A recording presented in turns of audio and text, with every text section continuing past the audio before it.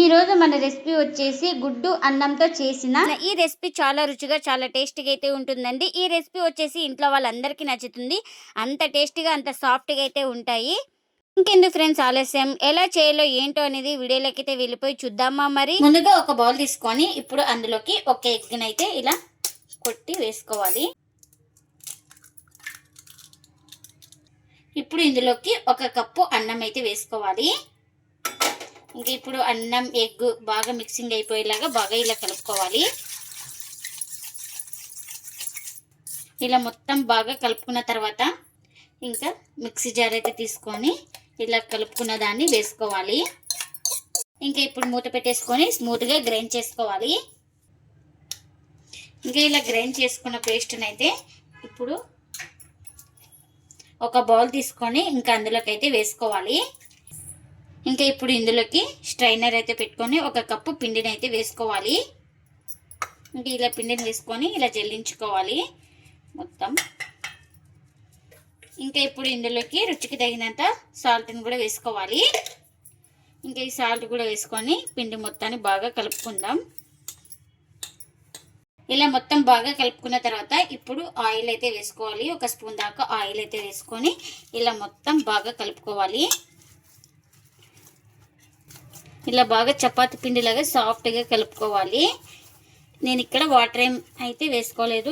మనం తీసుకున్న క్వాంటిటీకి ఇంకా పిండి అయితే కరెక్ట్గా సరిపోయింది. ఇలా సాఫ్ట్గా ఉండాలి. చూడండి ఇక్కడ చూపిస్తున్నాను కదా.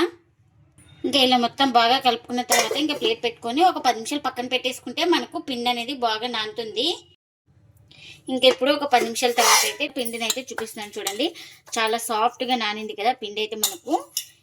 ఇలా కలుపుకున్న తర్వాత ఈ పిండిని అయితే 2 భాగాలుగా ఇలా చేసుకోవాలి. ఇంకా ఇలా 2 భాగాలుగా చేసుకున్న తర్వాత ఈ పిండి ముద్దను తీసుకొని ఇలా బాగా ఎక్కడ క్రాక్స్ లేకుండా రౌండ్గా చుట్టుకోవాలి. ఇలా చుట్టుకున్న దాన్ని ఒక ప్లేట్లోకి అయితే తీసుకుంటున్నా. ఇప్పుడు కాస్త ఇలా పొడి పిండిని అయితే చల్లుకోవాలి. ఇలా చల్లుకున్న తర్వాత ఒక పిండి ముద్దను తీసుకొని ఇలా బాగా డిప్ చేసుకోవాలి. ఇక్కడ చూపిస్తున్నాను కదా ఈ విధంగా. ఇలా మొత్తం బాగా డిప్ చేసుకున్న తర్వాత ఇలా మనం రుద్దుకోవాలి. ఎంత వీలైతే అంత. ఇంకా నేను ఇక్కడ ఈ సైజ్ అయితే రుద్దుకున్నాను. చూడండి ఇక్కడ ఈ థిక్నెస్ అయితే ఉండాలి. ఎక్కువ పల్చగా లేకుండా ఎక్కువ మందం లేకుండా మీడియంగా అయితే రుద్దుకోవాలి.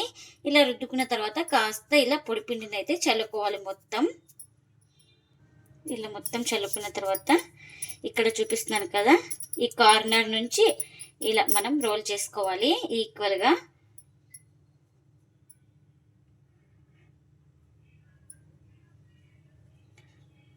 ఇలా చివరి వరకు బాగా రోల్ చేసుకోవాలి. ఇలా రోల్ చేసుకున్న దాన్ని ఇలా బాగా ఇంకా ఇలా చేసుకున్న తర్వాత అయితే నేను ఇక్కడ 3 భాగాలు అయితే కట్ చేసుకుంటున్నాను. ఇలా 3 భాగాలు కట్ చేసుకున్న తర్వాత ఇలా బాగా ప్రెస్ చేసుకోవాలి. ఇక్కడ చూపిస్తున్నాను కదా ఈ విధంగా. ఇలా ఏమైనా సైడ్కు ఉంటే ఇలా ప్రెస్ చేసుకోవాలి.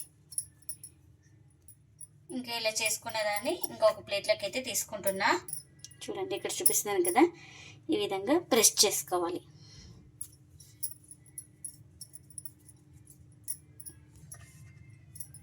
ఇంకా ఎన్నైతే అన్నీ ఇలానే చేసుకోవాలి.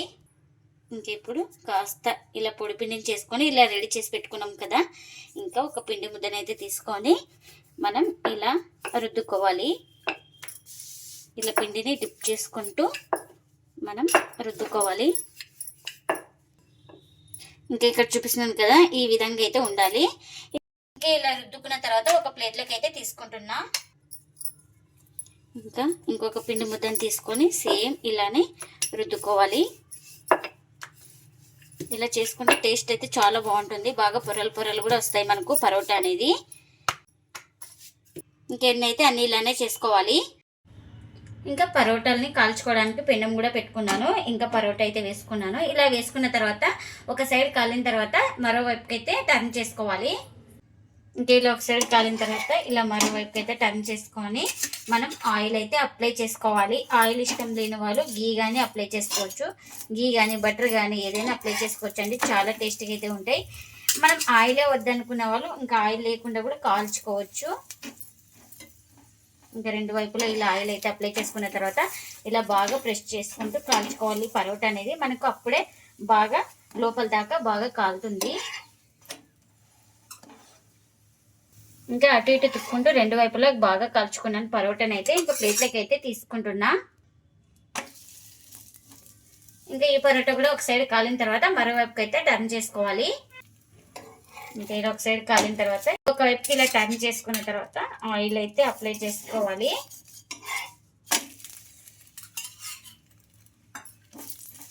ఇంకా ఇలా రెండు వైపులు బాగా ఆయిల్ అయితే అప్లై చేసుకున్న తర్వాత ఇంకా అటు ఇటు తిప్పుకుంటూ బాగా కాల్చుకోవాలి రెండు వైపులా. ఇంకా ఈ పరోటా కూడా రెడీ అయిపోయింది. ఇంకా దీన్ని కూడా ప్లేట్లోకి అయితే తీసుకుంటున్నా. ఇంకా ఎన్ని అయితే అన్ని ఇలానే చేసుకోవాలి. అన్నంలో ఎగ్ వేసి చేసిన పరోటాలు అయితే రెడీ అయిపోయినాయండి. చాలా రుచిగా చాలా టేస్టీగా ఉంటాయి.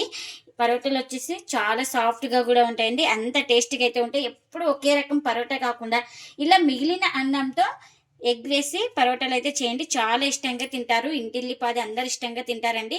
ఇంకా ఇందులోకి నాన్ వెజ్ కానీ వెజ్ కానీ ఏదైనా చాలా బాగుంటుంది. ఇంకా నేను ఇక్కడ చేపల పులుసు చేసుకున్నాను కాబట్టి ఇంకా చేపల పులుసుని అయితే సర్వ్ చేస్తున్నా. చూడండి చాలా సాఫ్ట్గా ఉంటాయి పరోటాలు అయితే మనకు. చూడండి ఎంత సాఫ్ట్గా ఉన్నాయో. ఇంకా మనకు లోపల దాకా బాగా కాలింది పరోటా అయితే. మీరు కూడా తప్పకుండా ఒకసారి ఇలా ట్రై చేసి మీకు ఎలా వచ్చిందో కామెంట్ అయితే చేయండి ఫ్రెండ్స్. ఇదండి ఇవాళ వీడియో. ఈ వీడియో కనుక నచ్చితే ప్లీజ్ లైక్ చేయండి, షేర్ చేయండి, కామెంట్ చేయండి. అలాగే లైక్ చేసి సపోర్ట్ చేయండి friends. Thanks for watching. Bye bye.